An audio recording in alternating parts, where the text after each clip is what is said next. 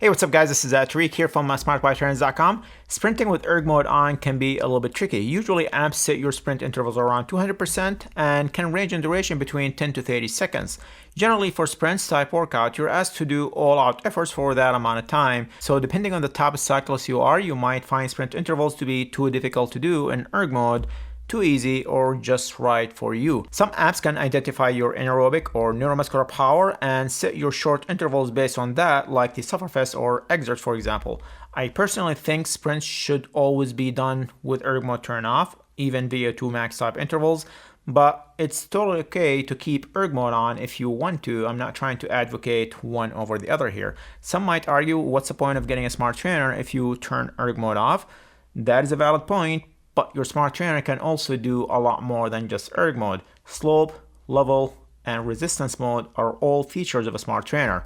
And at the end of the day, it's all about getting that right training done, no matter how rigmarole that can be and which mode you select. So in this video, I'll walk you through how I personally do workouts like this and take advantage of everything a smart trainer has to offer. And if you find this video helpful, I would appreciate if you hit the like button. And if you want to learn more about indoor training and your smart trainer, consider subscribing to this channel. Okay, let's jump right into it.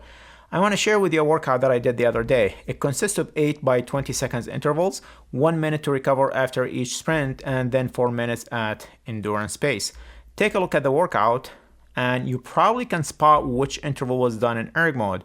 Every one of these sprints was done with erg mode turned off, except for this interval right here. You can clearly see, for me, 200% was probably not hard enough for the 20 seconds. You can probably argue that my FTP was set too low, which is always a welcome sign. But for intervals done with erg mode turned off, I averaged between 544 and to 628 for the 20 seconds duration. That's much higher than the 520 watts prescribed target.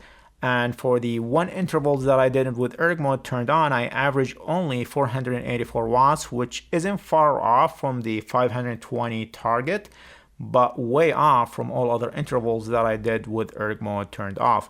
Now, let's talk about how I executed this workout. This specific workout is from Trainer Road. I redesigned it in Training Peaks and I made some changes to it to fit what I wanted to do. My Training Peaks syncs with Zwift, so my workout are just pushed and they show up in my Zwift workout library. The first section of the workout, I kept the trainer in erg mode, so I did my full warm-up in erg mode. As I got closer to each sprint, I turned erg mode off, and you can do that from the companion app. If you don't have Zwift companion app, you can download it from the app store for your mobile device, and make sure your mobile is using the same Wi-Fi network you are using for Zwift.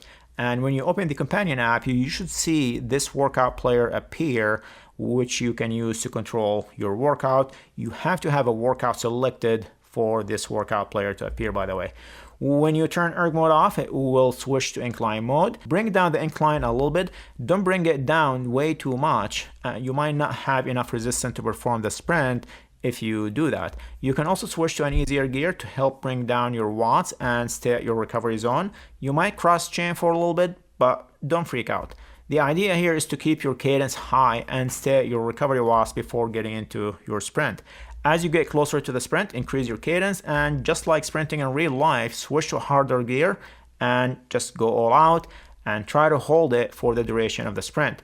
Now, in this specific example, you'll notice my power went up all the way to 800 watts, then started to drop down to about 500 watts or so. Even though my cadence remained high, that's because as my power increased and speed increased, I lost that initial resistance I had. You can avoid that by switching to a harder gear a few seconds into your sprint once you get up to your speed. It's really just like riding outside. There is that initial resistance when you get up to sprint, but then your speed and inertia start to take over. And if you want to keep that power up, you just need to switch down to a harder gear. And as soon as the sprint is over, and if you have a longer recovery block like I have here, just switch back to erg mode and just let erg mode take over. Then just repeat for the next interval. If you only have a few seconds to recover between sprints, you might just want to keep erg mode turned off and adjust your gearing real quick to adjust your resistance. So that's how I personally do workout like this. I usually do the same for VO2 max type intervals and just take advantage of erg mode during the easier recovery parts of the workout, and slope mode for the hard stuff. Okay, I would love to hear from you. Do you keep erg mode on all the time, or do you turn it off for certain type of workouts? Let me know down in the comment section. And if you find this video helpful, I would appreciate if you hit the like button. And if you're still watching and have not subscribed yet, then you know what to do. That's all I have. Thanks for watching, and see you guys in the next video.